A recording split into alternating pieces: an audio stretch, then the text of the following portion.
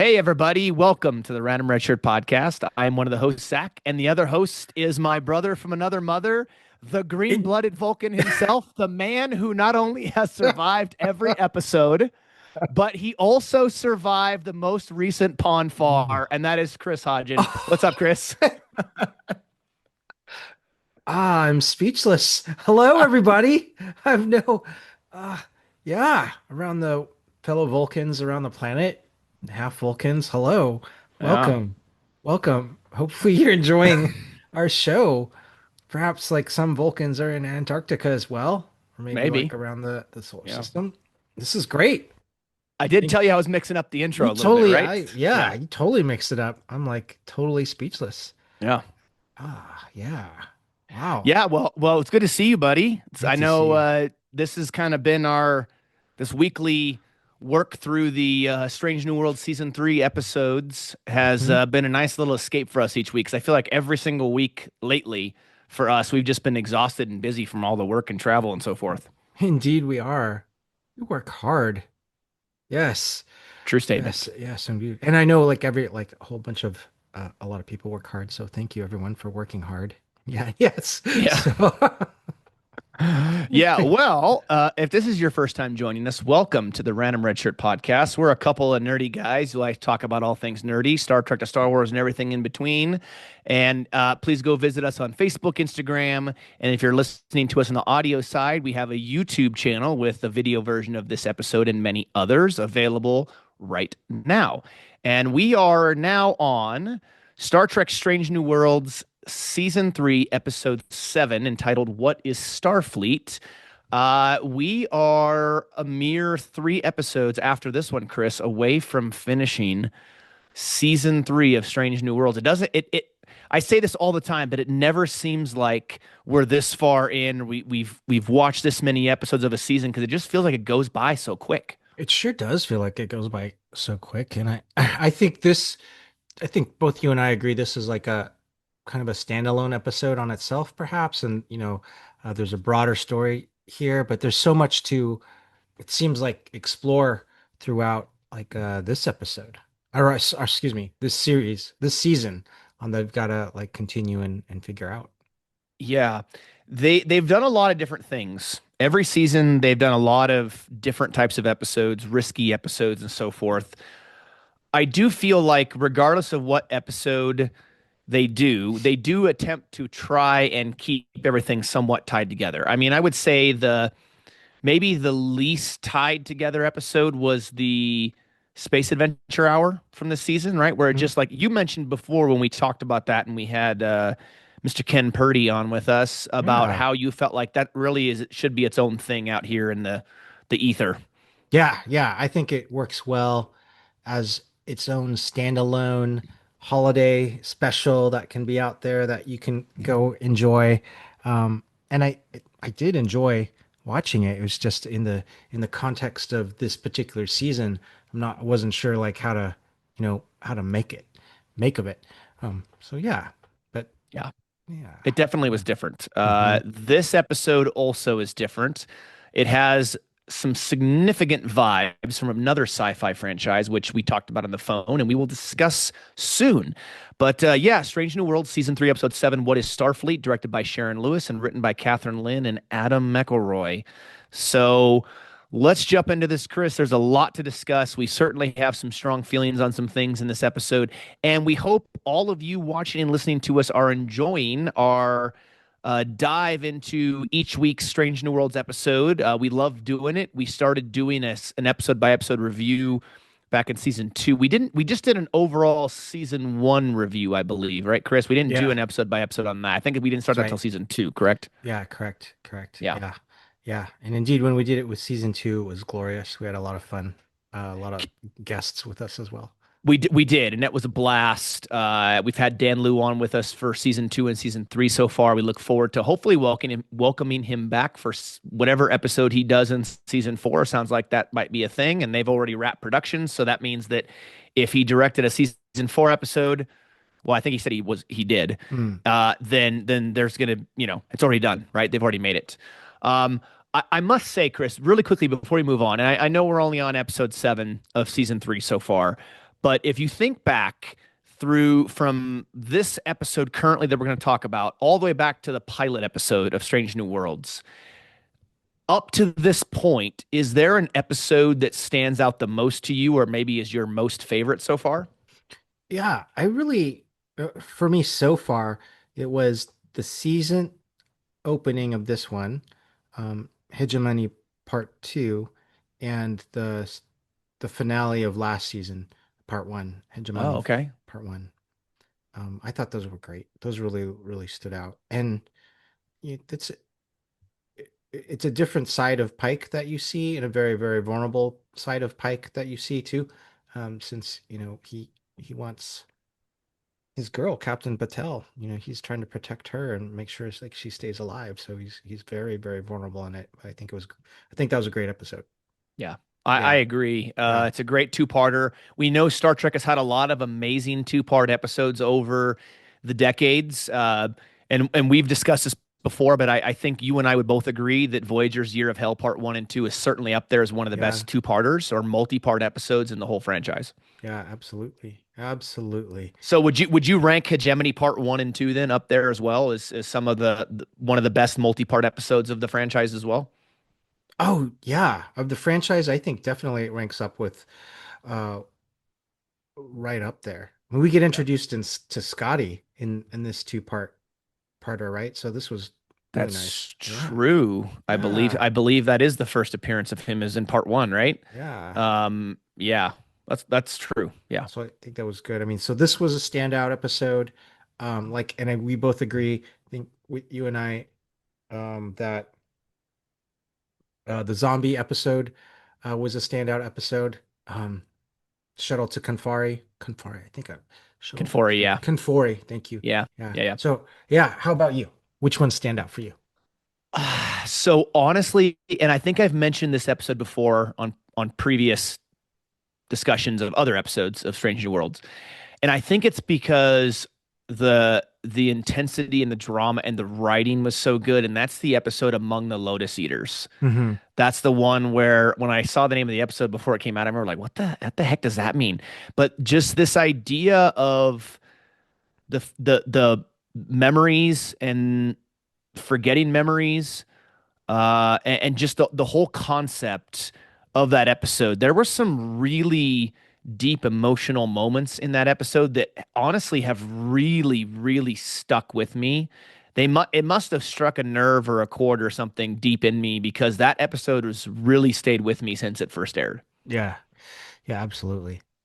Um, yeah, a little bit too. Actually, let me ask a different question because I just sprung to my mind too. Um, the character development. Has there been any characters that have developed in a way that you thought, oh, that was so cool, that have kind of surprised you throughout maybe the season or even the series? Um, Not to be obvious, but I Hmm. think La'an, because Yeah. she's a brand new character that wasn't in anything before Strange New Worlds.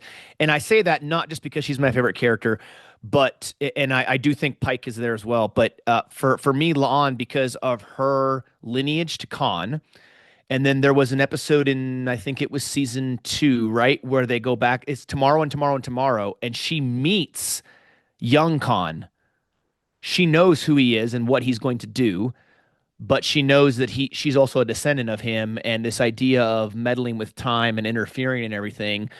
uh and you see her kind of, I don't want to say face her demons, but she is facing something that to me is a bit of a, there's some moral ambiguity and it's a bit of a moral, um it's a sticky moral situation, right? Because you have this kid here who, if she just shot him, there would be no con, no eugenics wars, no all of these deaths and so forth. But also, she would be drastically changing history, Yeah. or the history for her, but the future for the time period that they're in. And she also would fail to exist, most likely. Yeah. So it's Yeah. it's one of those temporal time paradoxes or whatever. And just like the development we've seen her and her backstory with the history with the Gorn and her family being killed and this development of this being really rigid and stiff person to a much more vulnerable, kind of well-rounded character, I think, especially in season three, minus the Spock stuff. Yeah. Um, to me, I love it, but I also love how vulnerable and how much we've seen Pike Yeah. change as well. So Yeah, that's kind of my absolutely. answer. What about you, my friend? Yeah. Yeah. You know who is really, really, really growing on me right now, and so I'm thinking about more and more and really liking it, is Dr. Mbenga. Mm, Yeah. Because to simplify it, he's a warrior, and so he's got this, and he was a soldier and a warrior, so he's got all this background where he's got that as part of his being, right? yep. And he was a a special operative and an excellent like warrior. Yeah, and we see that through these episodes. And then he's transitioned to a healer. So it's that I love, because and we're seeing this more and more and more with him. So you've got this warrior side of him and then he's embracing this healer part of him. So it's like seeing him as that whole person. And I am loving that aspect of Dr. Mbenga like so much. I think it's great. That's a great point. And honestly, I think I would argue maybe the best Dr. Mbenga episode might be Under the Cloak of War from season two, right? Yeah. Where we Yeah. see the insight with him in Chapel during the Klingon War and the fact that he thinks that he has this monster inside of him, right? Yeah. And that is later discussed in Shuttle to Conforti, Yeah. right? And we had Dan on with us, and you brought up a great point, uh, mentioning Pox. I just did it. I want to That's blame right. exhaustion on this, but I can't. I actually got some sleep last night. Oh, Um, Pike. yeah. We're not trying to create a Spock and Pike Tuvix situation here. We're not trying to do that. But when he's confronted with that monster again, fighting the female Klingon, Yeah. right in that little boxed in area they were with all the Vulcan or the zombies outside, I thought that was a great point you brought up because this idea that he's not a monster. There is something inside him that can snap, but he's a human being. Yeah. And so I think that was pivotal. So kind of continuing on that story from Under the Cloak of War, very great choice there because I do think I honestly think season two really helped me fall in love with Dr. Mbenga's character a lot Yeah. because of how complex he is, how much he's been through, and yet he still chooses to serve and he still chooses to be a healer. Yeah, absolutely. So I almost want to say, I'm going to think about this a little bit. I'm going to throw this out there. I'm going to throw Okay. this out there here, right now because, all this stuff with that transpired with Nurse Chapel. So I almost want to say, as of like yesterday and like today, man, Dr. Mbenga is like in Strange New Worlds. I'm feeling like he's up there with my favorite characters. So he Uh, he might have become your favorite character now. I- I'm gonna Ooh. I'm gonna go and meditate on this and see which one. Go do your Yeah. Vulcan meditations, Chris. Yes. Yeah, I told you everybody, he's green blooded.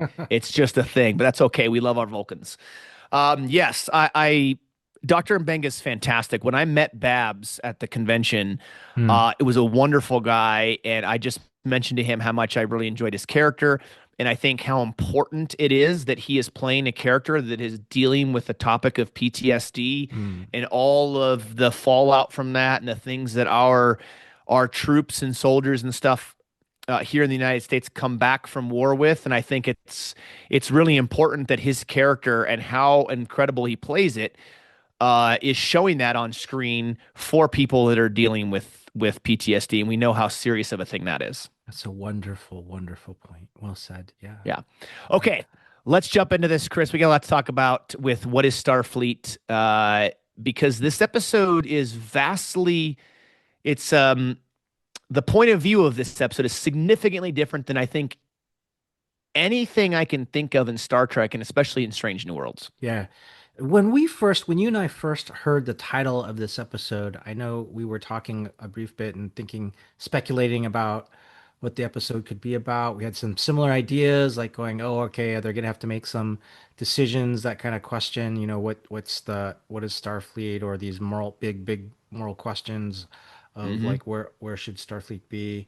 Um, I think, at least to me, this is not what I expected um, in terms of the episode. It came out.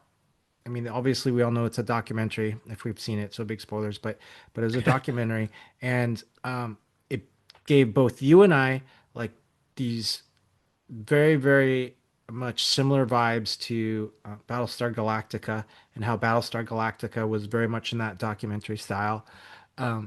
Yeah, but as I watched it, I thought, oh, comparing it to Battlestar Galactica, which is an inevitable now, I thought, oh, this is kind of trying to be like Battlestar Galactica, but it was not on the Battlestar Galactica level of feeling like in there as a documentary because it was so much from one point of view, one specific point of view. This at least the first part of this, and I think that's where potentially lose it, like as a documentary. Um, what documentaries like if they're like really effective should try to be as objective as possible. Yeah. And the viewpoint that we get is from I don't know if I'm pronouncing is it Beto or Beto, uh, Lieutenant Ortegas' brother. Mm. Um, the point of view we get from him is very biased.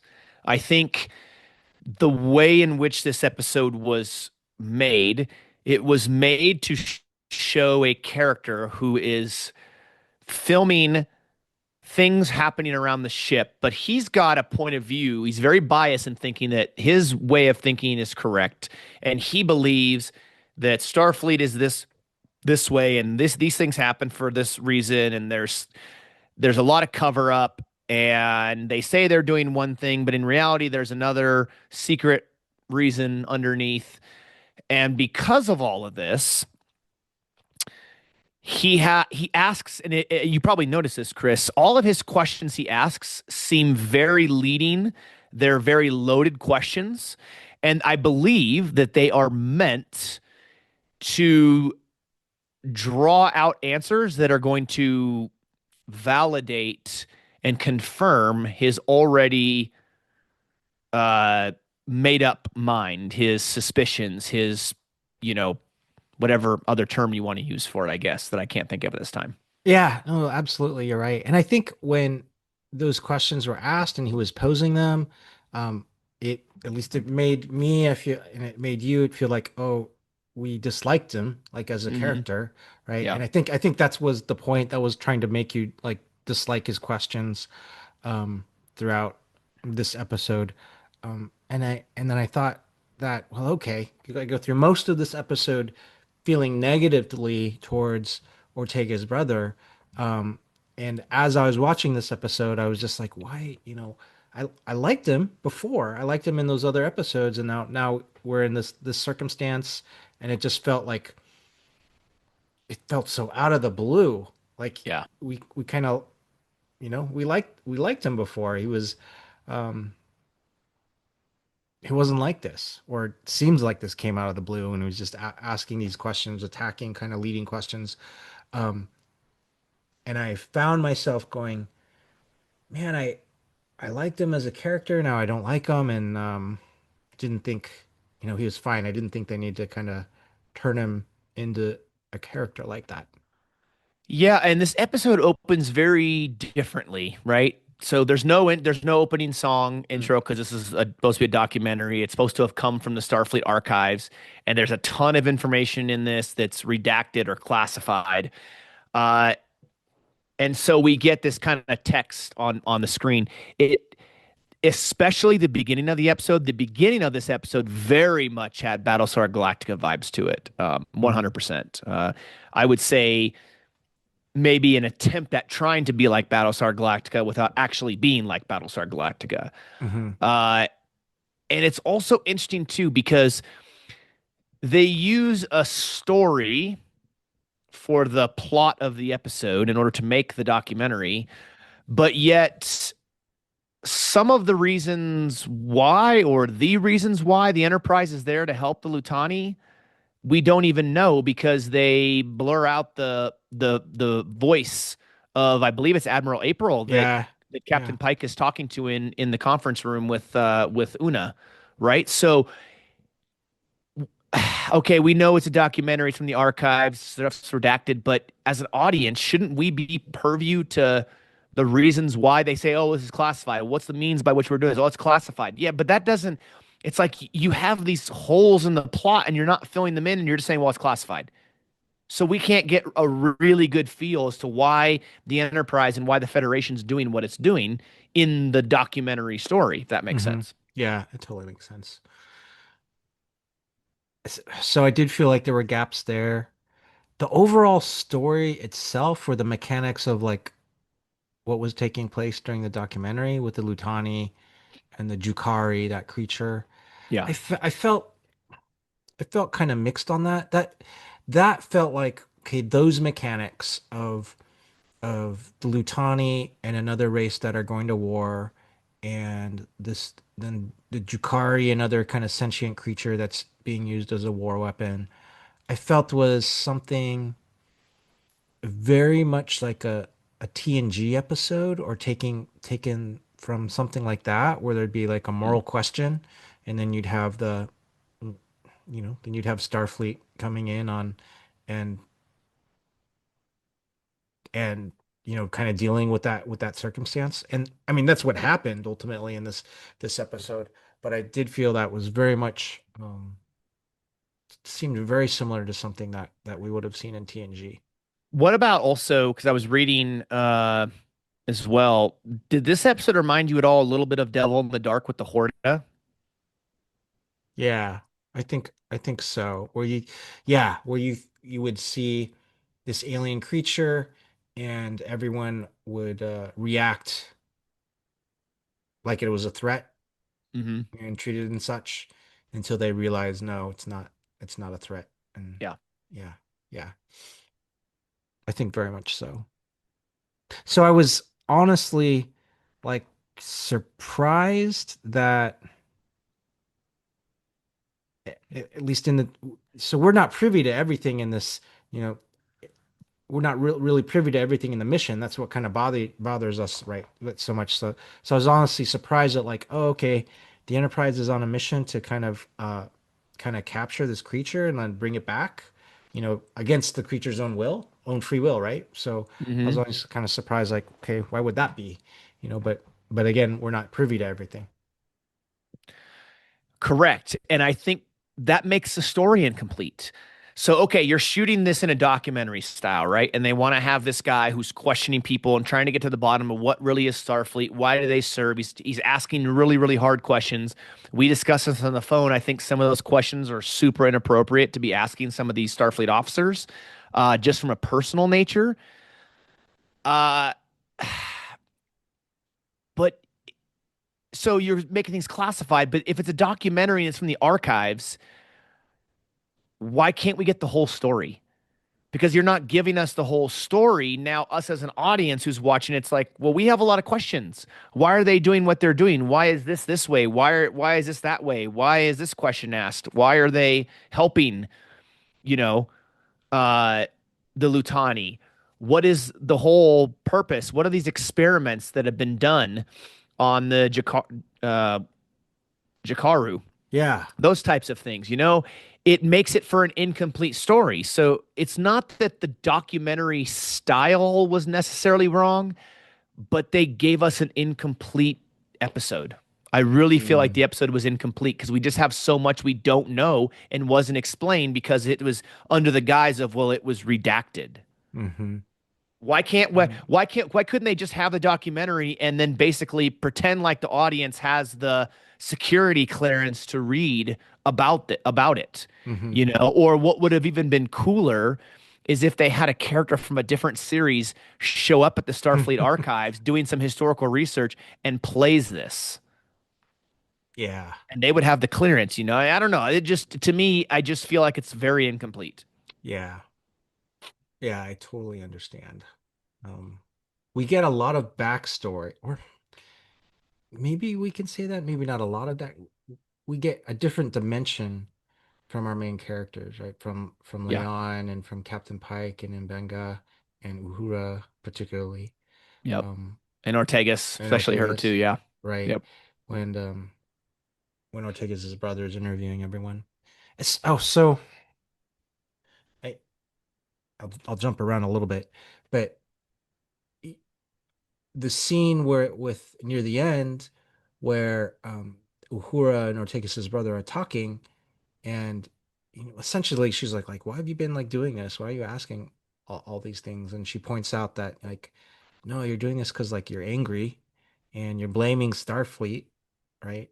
And for taking your sister away. And it's not Starfleet's fault.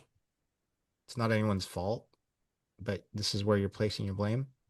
I thought that was an excellent scene, and that we get a we get then at that point then we get more insight, like going, oh, Ortega and her brother lost their mother. Then we get like more insight. It's not until then that we understand that okay, this backstory on those two, right? So I thought that was, but I felt like it took a long time to get there.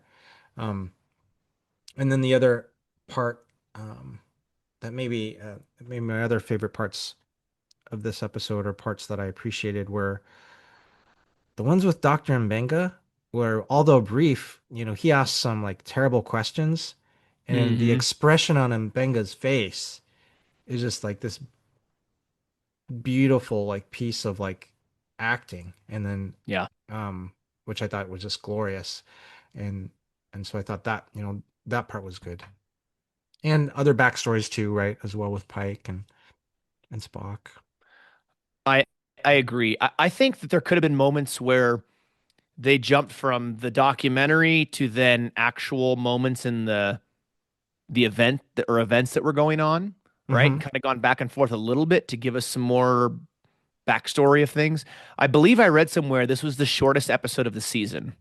Oh. So you have a documentary style that you're doing, and yet you have left out big plot points in the overall story, the overall events that are going on in the documentary itself.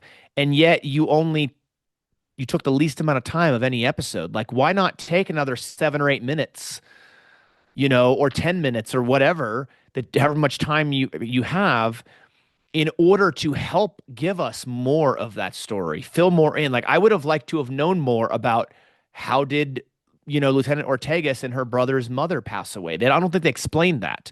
Or Mm-mm, why yeah. why are Uhura and her family not close anymore? What event took place that happened that caused that to kind of have a rift in the family? Those types of things. That's what I'm curious about.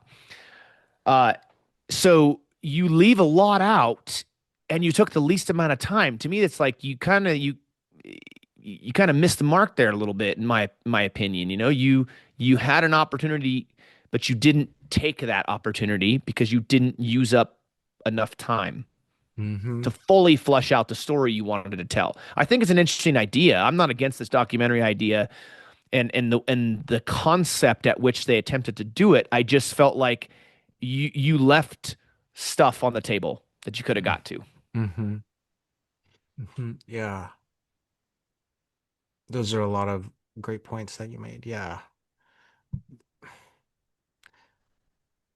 There there's a lot more that could have been flushed out in different ways with the backstory of the main characters. Very, very interesting things.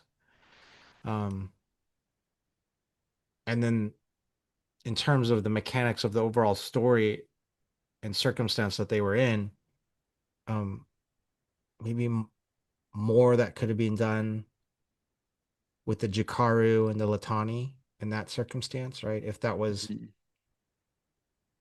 it could have been more poignant from that perspective, right? Because when they realized that the Jikaru was essentially,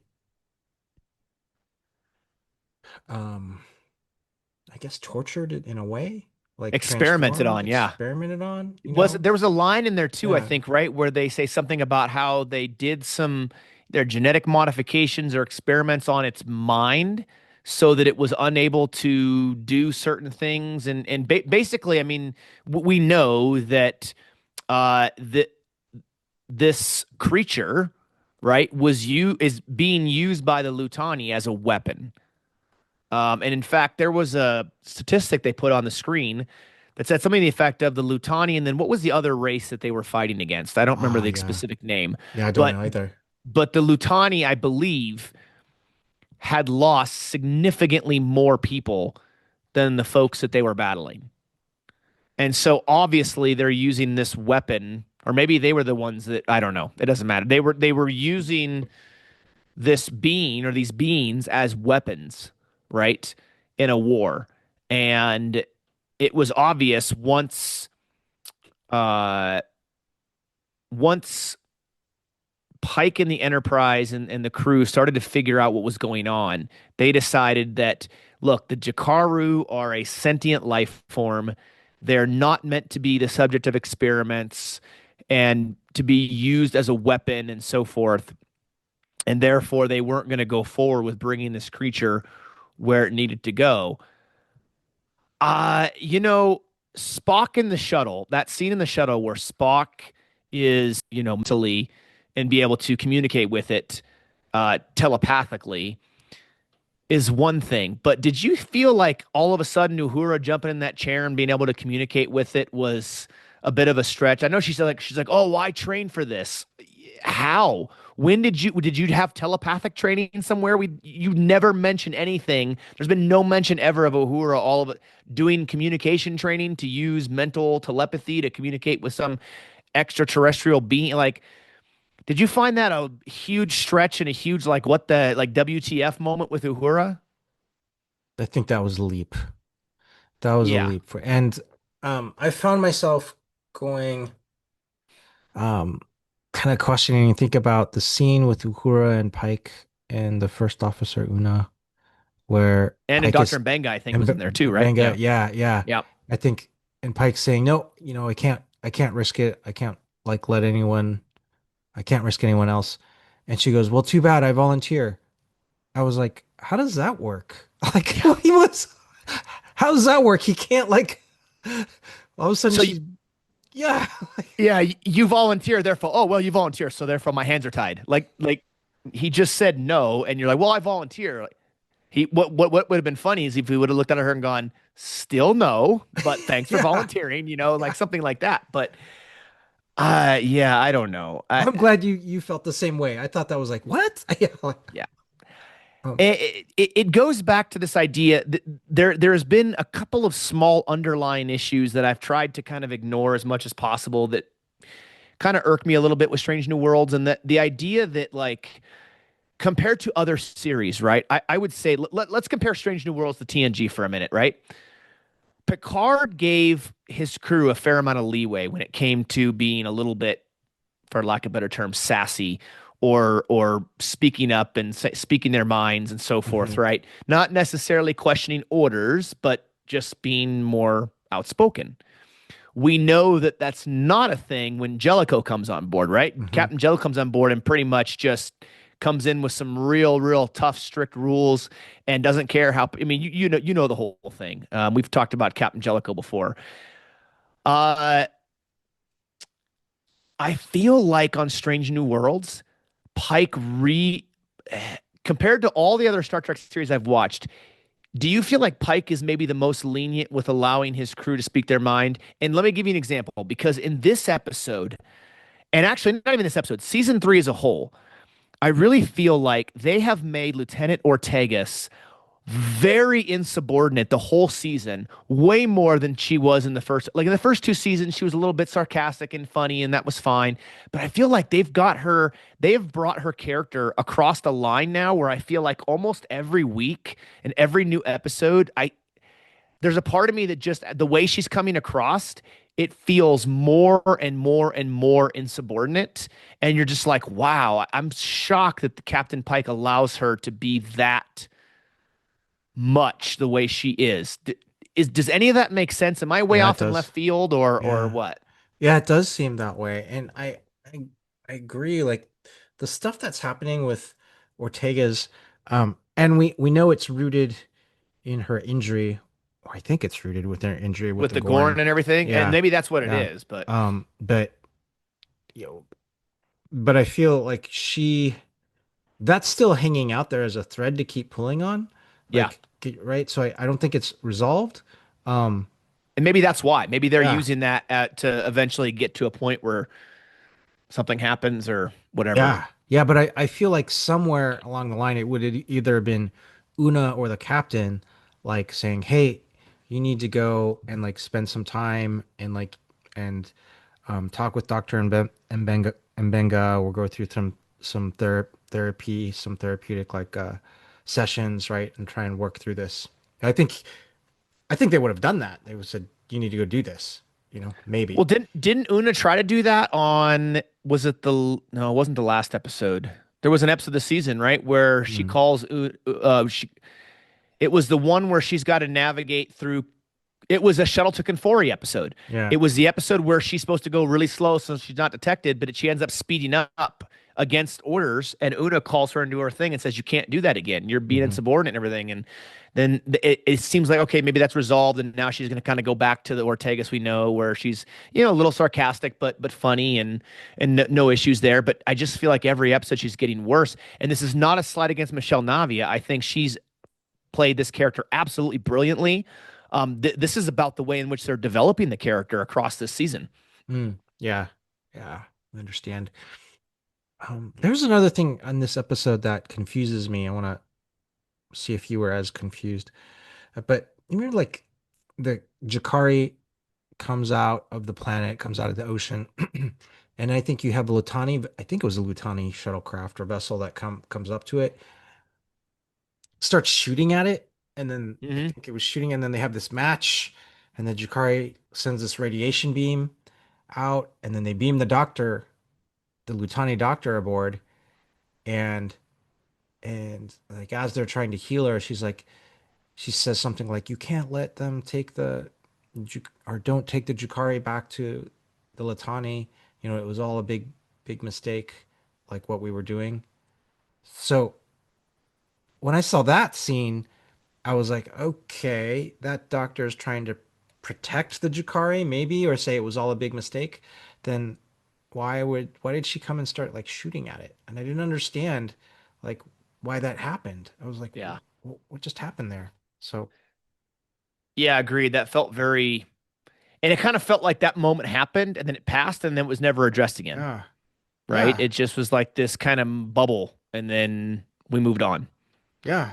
And again, this goes back to if I read that correctly, and this was the shortest episode of the season, why did you take such little time? Why not take more time and flush stuff out a little bit more and fill in the gaps? And the episode as a whole just felt very disconnected. There was a lot of things that happened. And you're just like, oh, I guess that happened, but I don't really know why or how, and because stuff's redacted or it's just it just doesn't seem like it's flowing, or maybe I just didn't understand the episode very well. I don't know. I guess that's is that how you kind of feel with it too?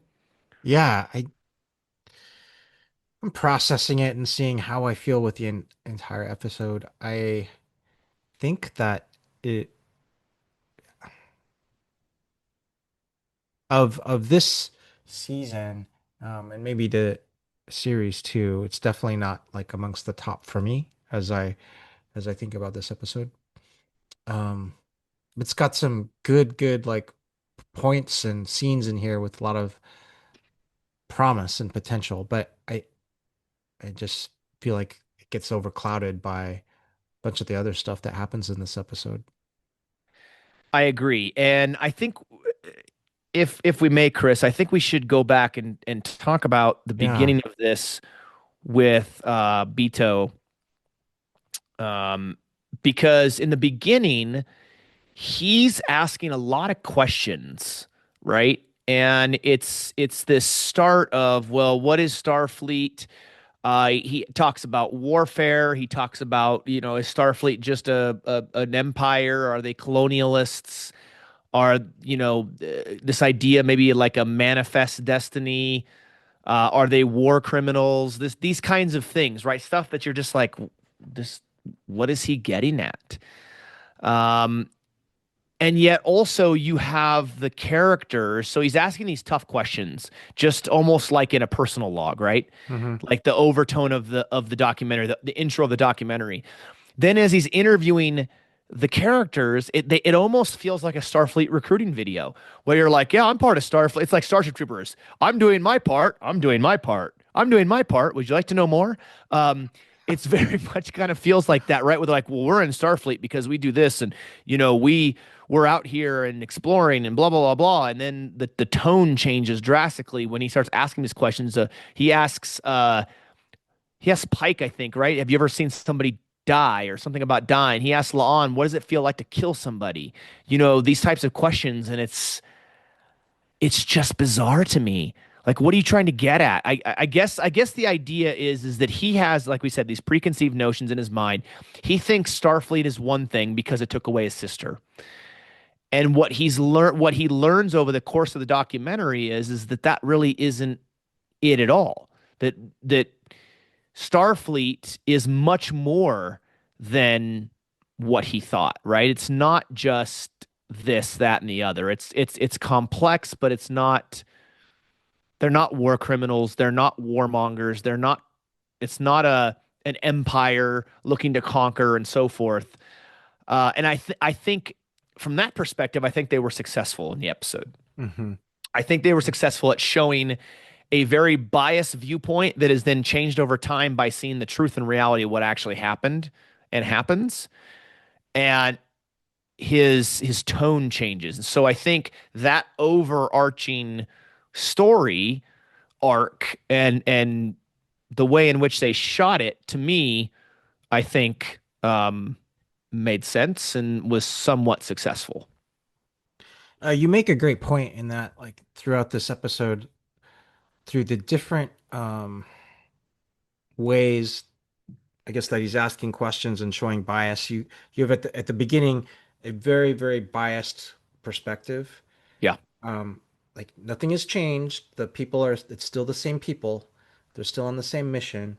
And then at the end, it's flipped all the way. They're all 180. That Right. bias is no longer there, right? But depending on how things are put together, displayed, and showed, you get a very biased perspective on one end, um, and then on the other end, it's completely flipped. So I think you make a great point that they go through that in this episode, in this documentary episode.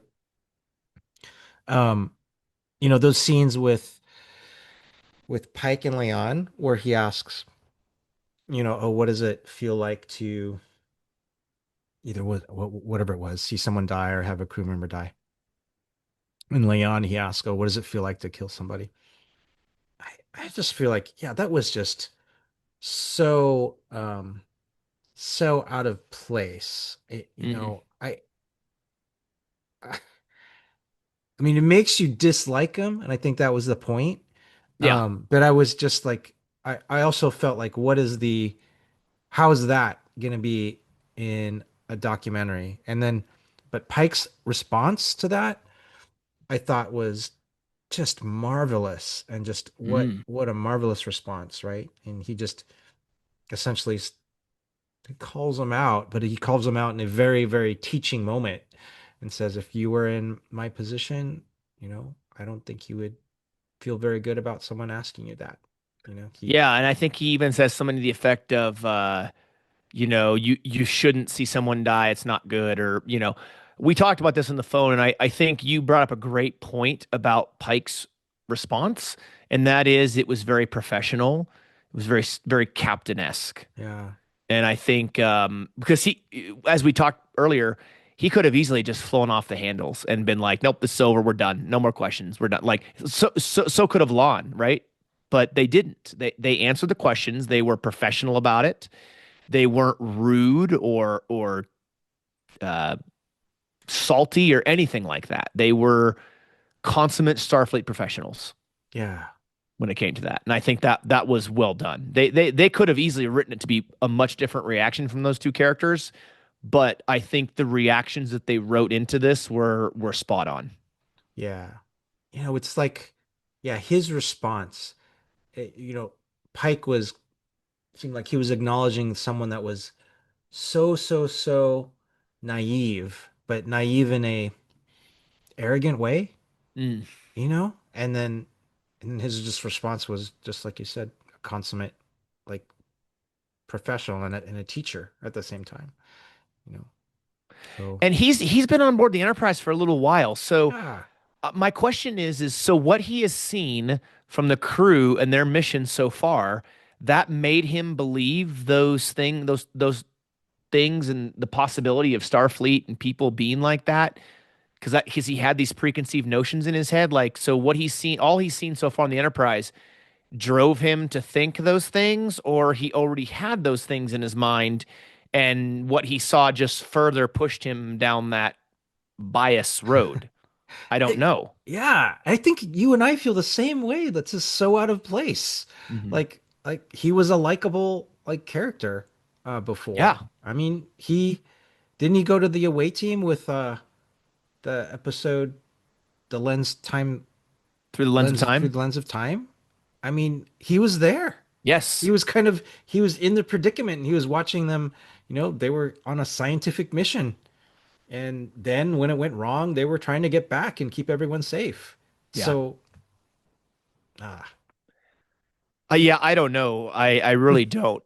Now let's talk, Chris, about the story within the story, right? The story yeah. that is the Jakaru and the actual thing that's happening in this episode. Now, the problem is there's a lot of gaps because it's quote unquote redacted. Well, guess what?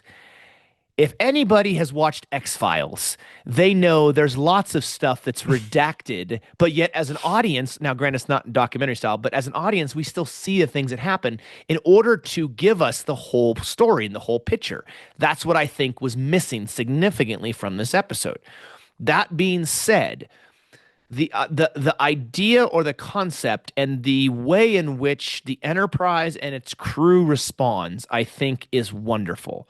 You have sentient beings who are being used as weapons and are have been stripped of their free will, as Pike says in the episode, and they are coming to the defense of said being, and the being basically is like, I don't want to go on like this anymore. I want to die, and they assist them. And so now this gets into what we know about good Star Trek storytelling, and that is this idea of dealing with really difficult topics and concepts, right? And so the moral ambiguity of coming to the defense of this alien species and I guess for a lack of better terms, like euthanasia, maybe something Mhm. along those lines, right? Uh, the concept's there, the story's there, but we don't get the whole picture, Chris. So we don't exactly know, like why is the Enterprise helping the Lutani? Why have they agreed to bring this being to this other planet?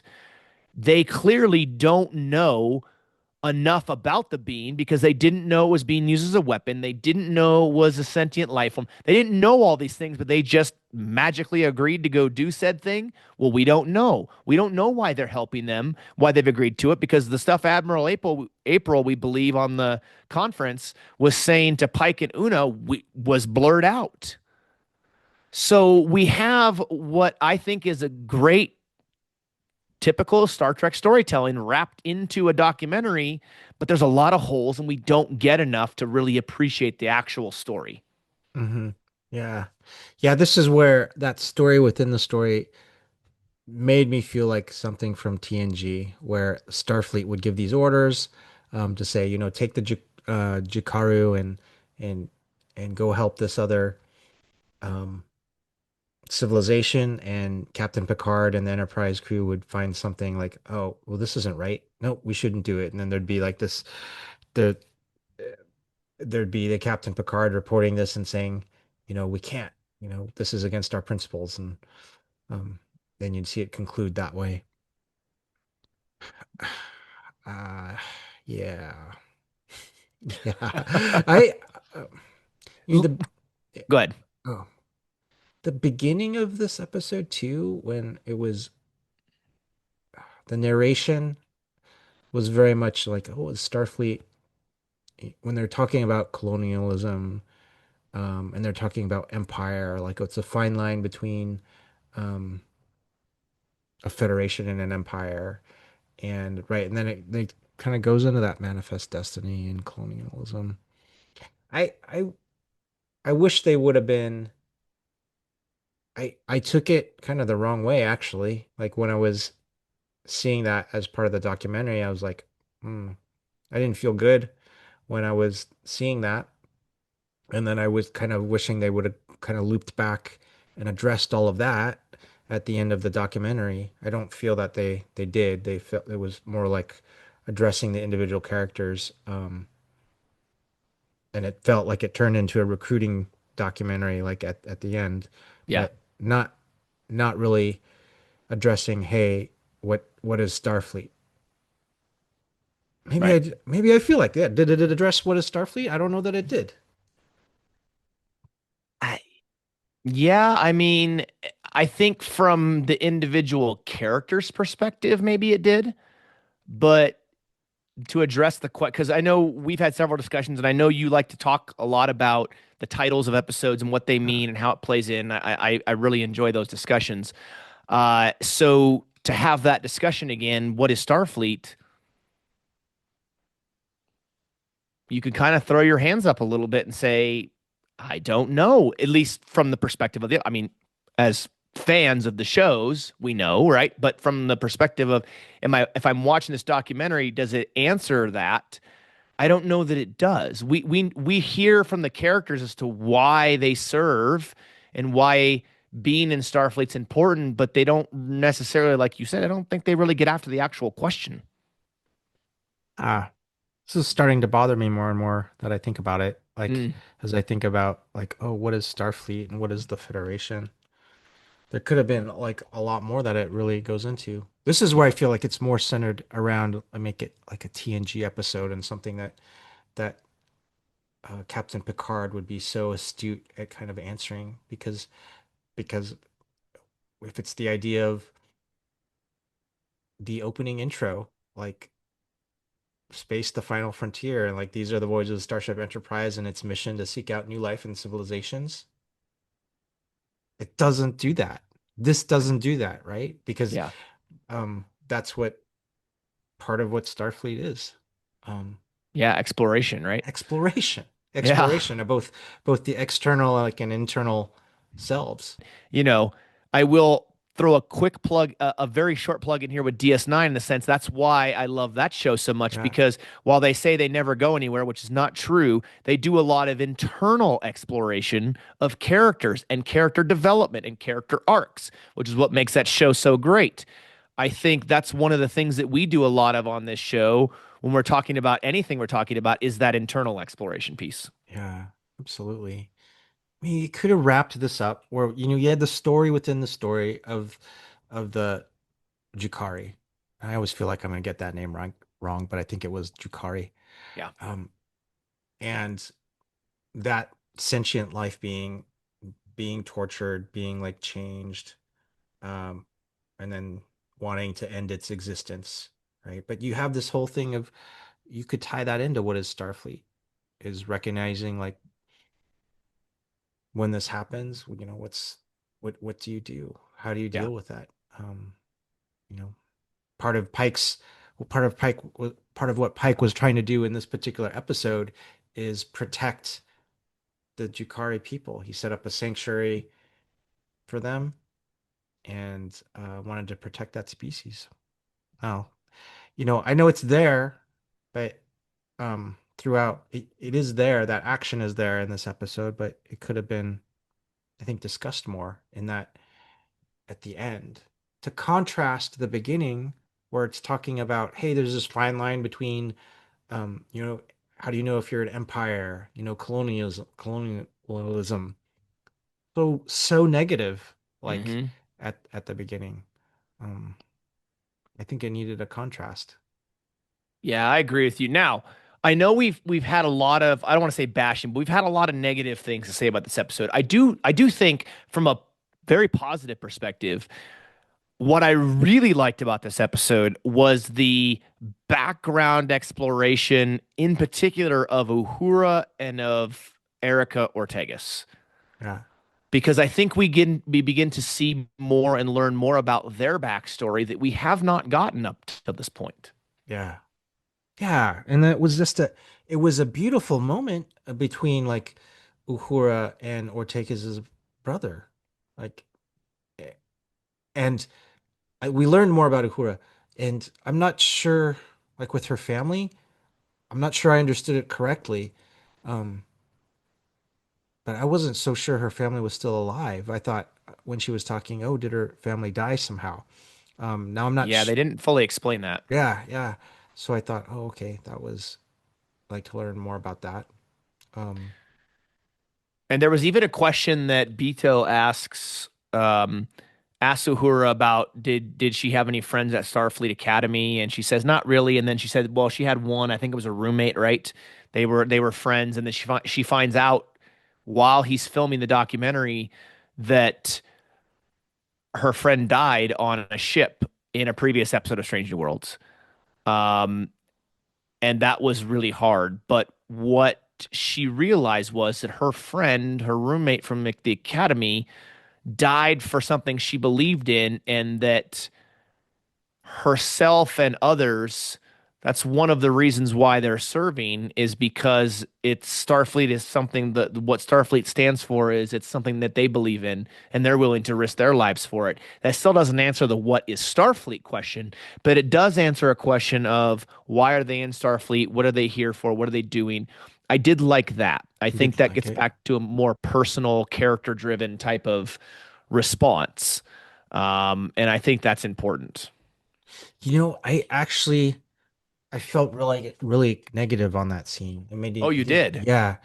Um, so when she's talking about her best friend, like he's asking her about her friends, and she's talking about her friend in Starfleet, and she says the name of her friend. I don't remember the name. And then immediately after she mentions the name of her friend, she goes, "Yeah, we used to hang out and stuff." He goes, "Oh, yeah, you know, she died on the Cayuga." Cayuga, yeah. Yeah, I think so it and was. it was immediate. And then that made me feel really negative because I thought, is he, you know, that means he already knew this about her? Because you wouldn't have been able to say that immediately to say, "Hey, who are your friends?" And she goes, "Oh, my friend was so and so." And he immediately goes, "Oh, her. Yeah, you know she died on that ship." So you think it was like it was a baited question? Yeah, like a setup. Because how could you have immediately known the name of the Yeah, that's person? true. And So like so, you think he yeah, was doing that to bait her into some kind of emotional response or some type yeah, of outburst maybe or something? yeah. And that made me feel bad about that scene and maybe dislike him even more because I didn't Hmm. see any plausible way, right, that like she would like he would have that name to be able to immediately go to her and respond to that. Yeah. Yeah, and you mentioned this earlier, Chris, and I think it was a good point that doing like a documentarian, right? Doing a documentary, you're supposed to stay as objective as possible, and it's obvious that Beto is not objective. Yeah. It's very subjective. He has his viewpoints and everything, and clearly in this moment, like he just mentioned with Uhura, that's really driving his line of questioning and his approach because he already knows stuff about her. He knows this happened, yet he still asked the question anyways, trying to drive, I'm assuming, is some type of specific response from her. Maybe she didn't give him the response he was looking for. Yeah. Yeah, I agree. I agree. Hmm. Even there's another scene between him and Uhura too, where she's talking to him and she doesn't know that he's filming her, and then she sees the camera and realizes, oh, are you filming this? And then she takes the earpiece out, and then I think she gets up and leaves, like she's really disgusted by the fact that he's trying to like almost hidden camera her.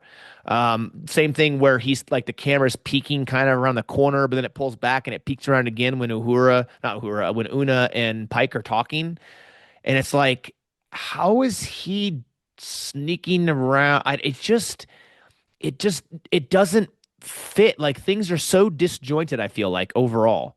Yeah. So I hope or I hope he's redeemed at the end of this episode, you know, in his conversation with Uhura when she kind of points out, like, hey, none of this is Starfleet's fault. Like, we didn't take away your sister. I hope he That has was a yeah, important. That was was important. Yeah. yeah. I hope he has like this redemptive change because you and I we liked him. Yeah. I thought he was a great addition as Yeah. a recurring guest character for sure. And we're not gonna like him like if this is how if this is how he is throughout Mhm. the rest of the show, I don't feel like I don't feel like we're gonna like him. Yeah. Yeah. I agree with you. I really do.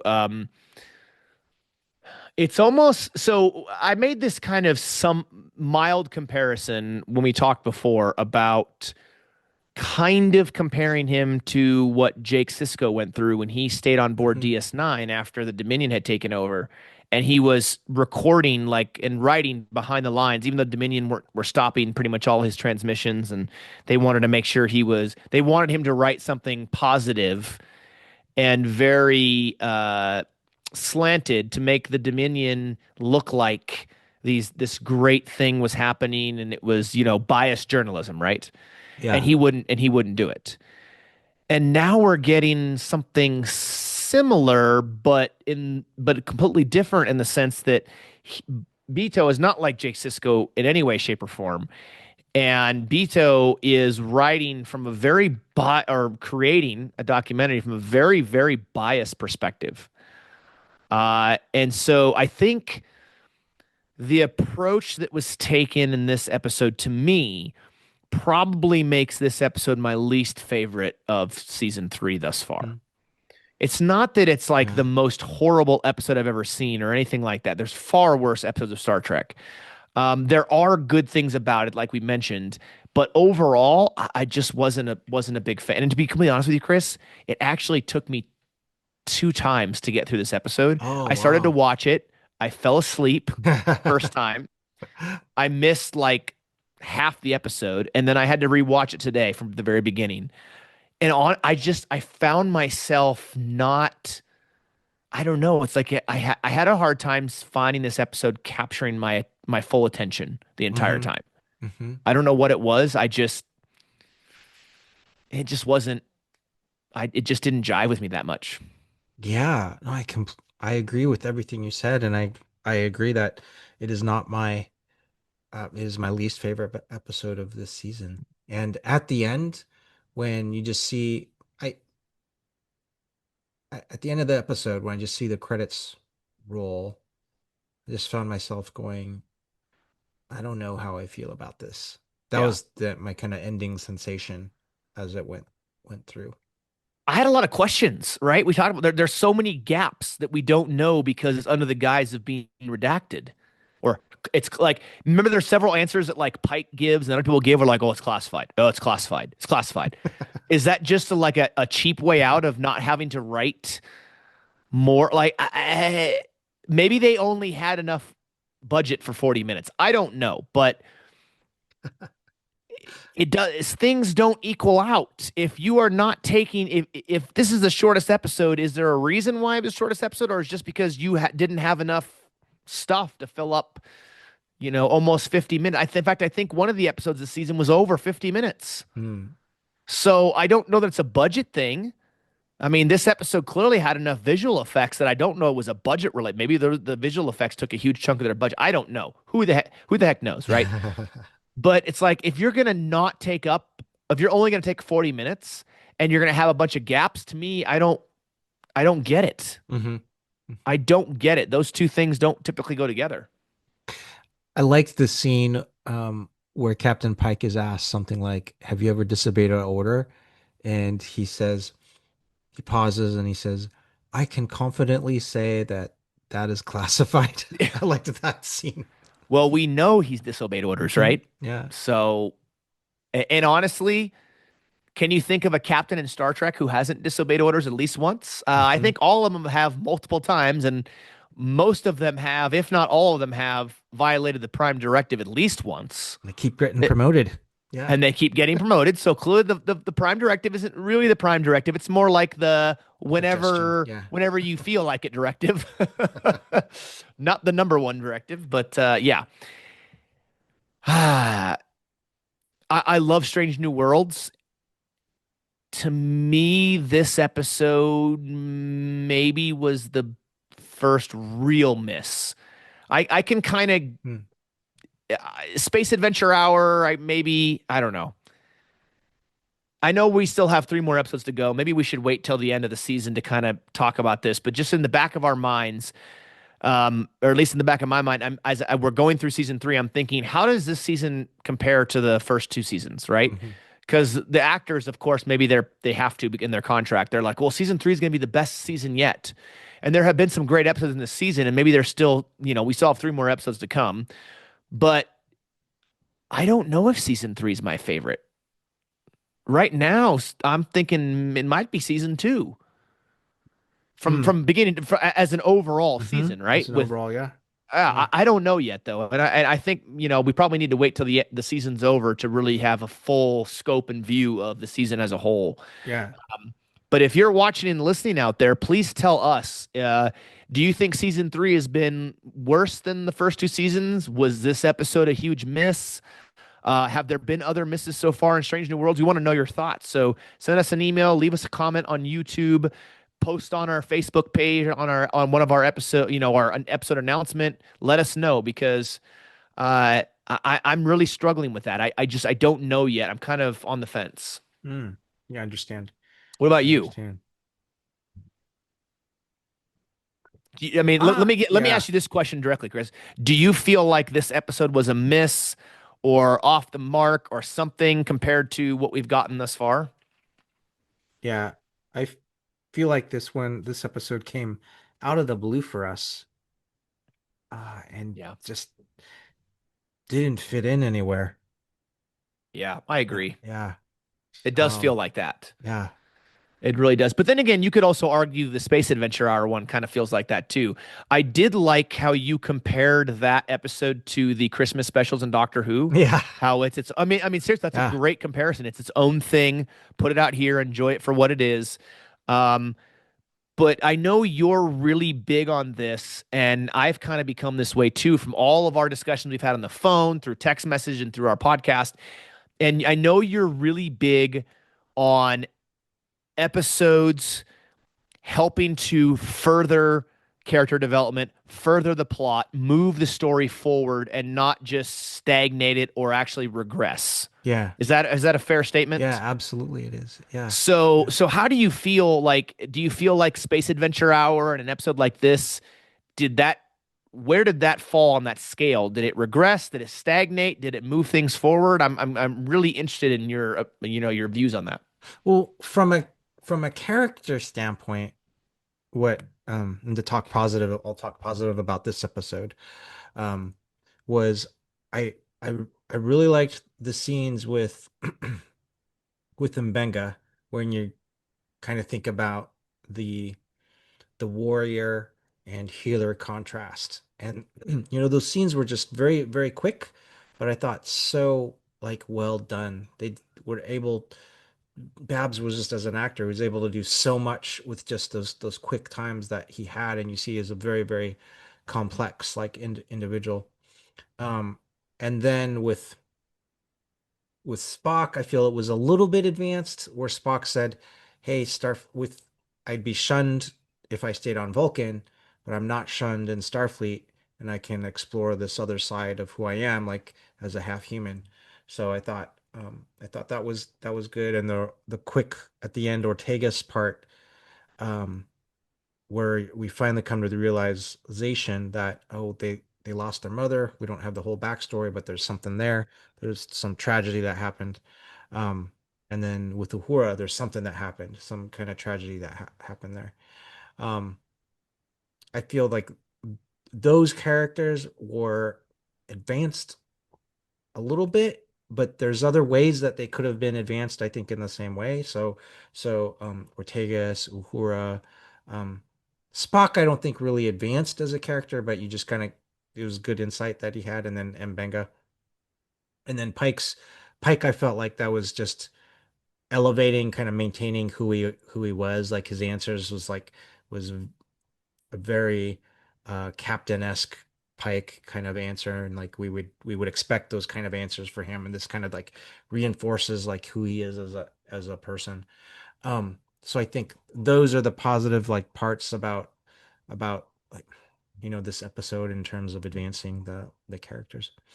Um, but because it was so I'm searching for the right word. It just felt so sharp at the beginning of this episode of like saying, "Oh, what is the fine line between an empire and a federation?" And so it just so felt so negatively toned.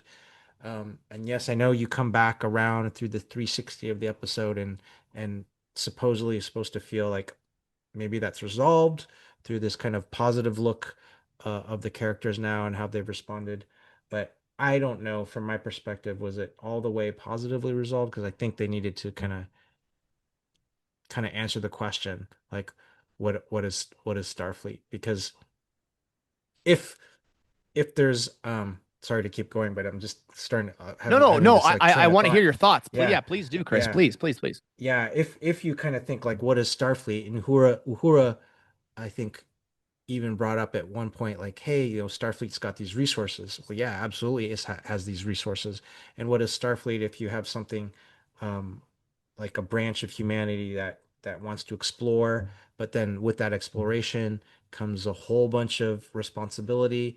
Then with that exploration comes a whole bunch of like needing to defend Earth, and with that exploration is like you need to have certain um specialties and capacities, and then they've been to war with the Klingons, they've been to war with the Romulans already at this point, they've had all these negative interactions with the Gorn.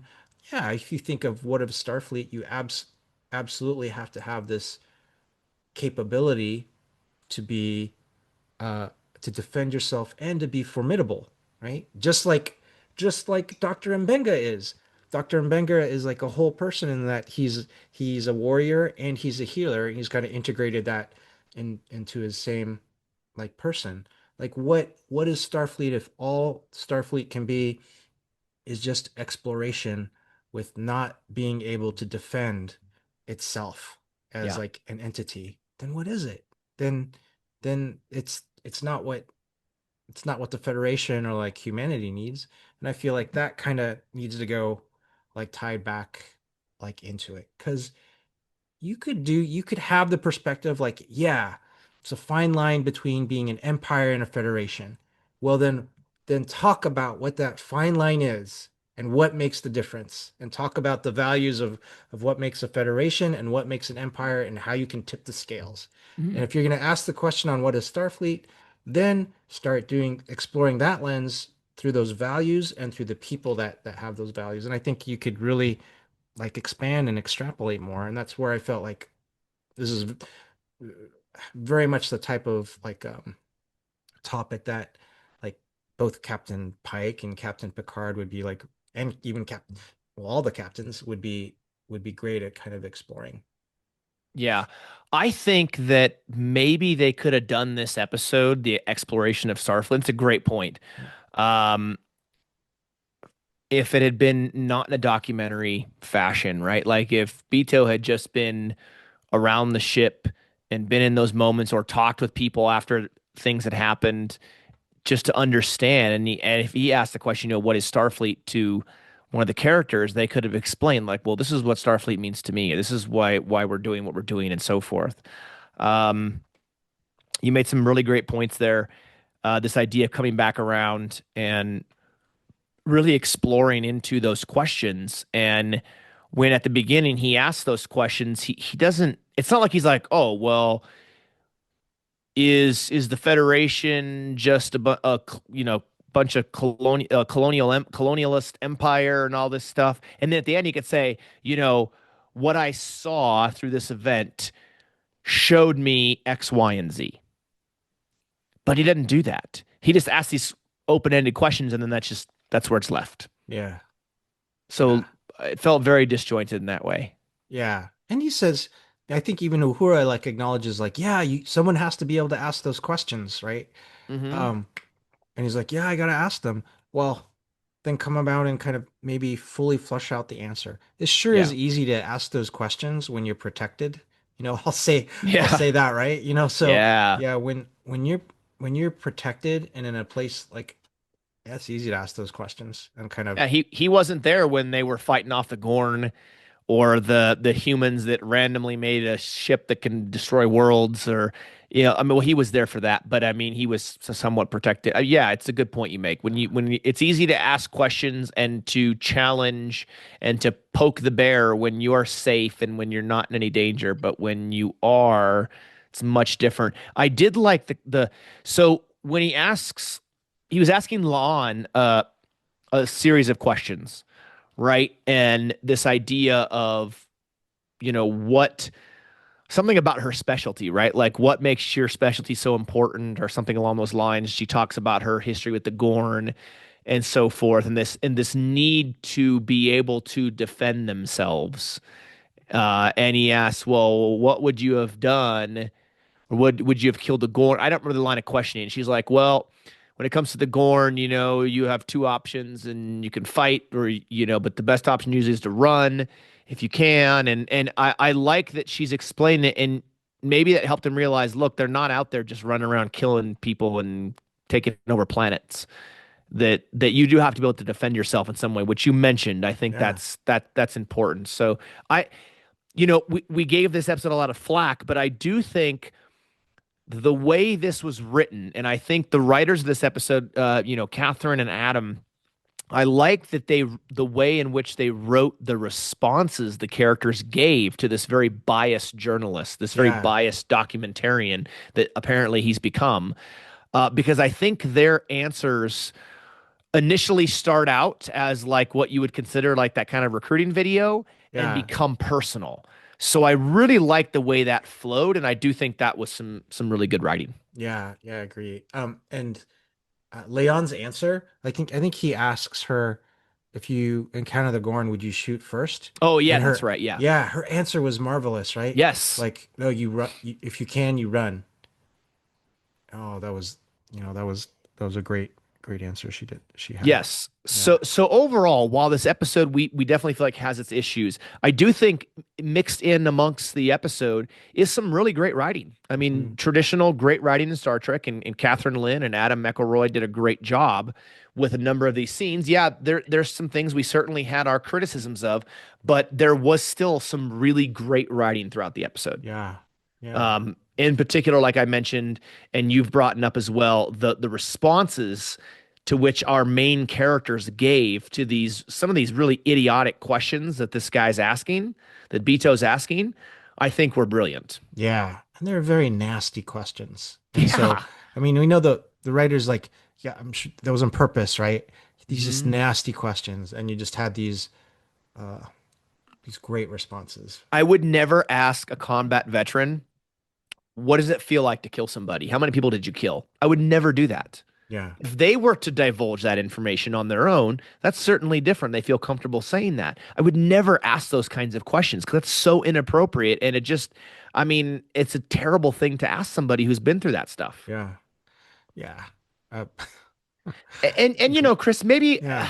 maybe we're a little bit harsh in the sense that this guy is a young guy. He's not a documentarian normally or anything like that. Maybe it's just a simple lack of understanding, a simple lack of awareness of the situations, and maybe he doesn't know what he doesn't know, and he's just trying to get to the bottom of it. I mean, you could kind of explain it away that way, but at the same time, it doesn't discount the fact that the line of questions he was asking in his subjective approach were very inappropriate for the situation. Yeah, agreed 100%. And so I hope that, yeah, I hope he's redeemed or he keeps that. And then the next episodes that we see him, he's going to be like that, the one that we liked before. Just like, Yeah, just block out that other yeah, version of himself, right? yeah, Yeah, because honestly, and we've talked about this before, and I've mentioned it before. I like the interplay with him and Uhura. I like yeah, that kind of that little bit of flirtatious, kind of fun, playful type of relationship that they've begun building over the last few episodes. yeah, because he was, um, he was a little bit helpful before, Yeah, Yeah, I agree. yeah. I agree. Mm. So All right, folks. Well, we had some definite strong opinions on this episode for sure. And you may or may not have. This may be your favorite episode of all of Strange New Worlds or season three, and that's great. Everybody's got their own opinions. They're like belly buttons. We all have one. If you don't, maybe you're a different species. We don't know. But you may have different color blood than us. We don't know. But we are very curious to hear your thoughts, as always, about this episode. We had some very strong opinions about the characters and the overall story of the episode, but there was still some great writing. And I'm not against the direction at which Sharon directed the episode, but there are opinions, right? And we have them. And not every episode in every series made, especially in Star Trek, is going to have a huge hit for each episode, right? I mean, Mm. all the legacy shows all had, turd episodes or, really bad episodes. It's part of it. Now, granted, they had 20 some episodes, so they're bound to get some not so good ones. With 10 episodes, Chris, I feel like if there's one off, or if you get a couple that are just not furthering the characters and the story, it stands out way more than one or two in a 26 episode season. Yeah, that's true. It's inevitable when you don't have as many episodes, right? So, Yeah, yeah, exactly. So, anyways, all right. Well, thank you so much, everybody, for watching and listening all over the globe and the interwebs. We very much appreciate it. And once again, Chris, we have survived another episode as the random red shirt. So that's always a good thing. we have my Vulcan blood survived, my friend. So, And don't forget, you did survive the latest Pon Far. So that's also important. But oh besides my that, goodness. Yeah. but anyways, yes, thank you everybody as always for watching and listening. Again, be sure to go on Facebook, Instagram, Threads, our YouTube channel if you're listening to us on the audio side, and if you're on the YouTube side and watching us the video version of this, be sure to hit the like and subscribe. We very much greatly appreciate it, and we look forward to many more episodes coming soon. In fact, the next episode, Chris, I think is going to be whimsical. 4.5 Vulcans, I believe, was the name of the next one. Indeed. I look forward to seeing that. I'll be seeing a lot of Vulcans. Yeah, there at the time of this recording, there were some uh, first images from the next episode, and we had four of the main characters that had pointy ears. Yeah. So this is going to be interesting. This will be very interesting to see how this happens. I wonder if we're going to get a Charlie Sheen sighting in the episode. So I wonder if it's gonna be like 2.5 Men. I don't know, but Be amongst that'll my be interesting. people. Yeah. Yeah. Be so funny. Charlie Sheen comes on the screen with Vulcan ears and he goes, winning. That'd be wait a second. You're not supposed to have emotions. So that's okay. I'm still winning anyways. But yeah. So we look forward to discussing that with you very soon. And we'll catch you next time right here on the Random Redshirt Podcast.